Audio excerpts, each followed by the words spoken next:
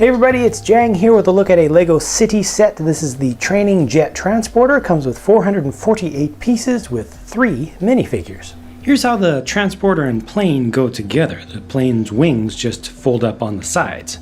The tractor unit strikes me as being very boxy. Boxy, boxy, boxy, boxy, boxy, boxy, boxy everywhere. Not a big fan of this one. I feel like it's a step back in design for LEGO, really. It just doesn't seem nearly as believable, advanced, interesting as most of the stuff they've done recently.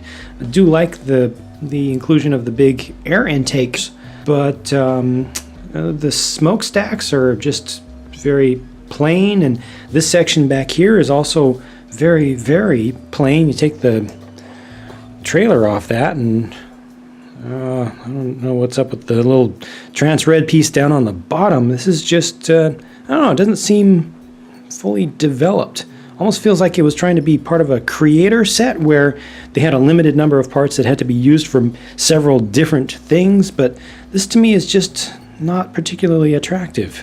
The trailer section actually does its job pretty well, because it's got wheel chocks that are a simple design, but they just hold the wheels well. You don't have to fuss around with getting it to line up just right. I appreciate that they added a little extra width there to allow the gear on the plane to be wider rather than just going with narrower gear for the plane itself. I think that will make the plane look better. And yeah, the aesthetics are fine. You know, it's not too fancy, but it works. A pretty simple back end section. This does not have the floating rear axles like a lot of the longer trailers have. They are directly connected, but with the way that this is designed, it actually is level all the time as long as it's hooked up to the tractor section, so you are able to get all of the wheels to turn properly without needing the extra complexity back there. So that brings us to the jet, which is kind of the center highlight of the set. These are just very simple ratcheted hinges on the sides to bring the wings down. Decent shaping, I think, as you look at this from the front. This is looking pretty nice in the center section there. The leading edges of these wings being so flat like that, I don't know. This definitely has a lot of takes a lot of inspiration from the F4 design, just from looking at it. It's not supposed to be an F4, but it takes inspiration from an F4. But I personally don't like the shapes of these wings.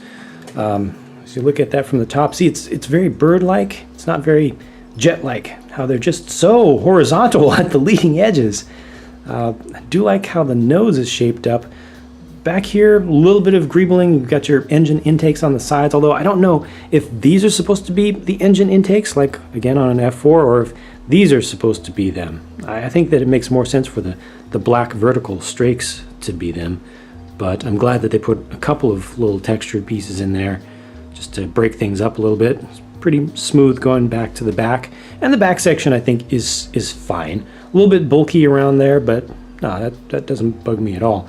And again, I'm really glad that they went with the wider width for the gear, although, again, with simplicity, with that wide single plate piece, just, I don't know, it feels a little bit amateurish to me. I know I'm going to take some flack for saying that, but compared to the standards that LEGO has set for the level of quality and refinement of their most recent few years of products, this just isn't quite up to snuff. Here's a quick look at the canopy section. This all folds forward quite nicely. It just has a simple little printed slope piece in there, but it's got the right amount of space for your figure.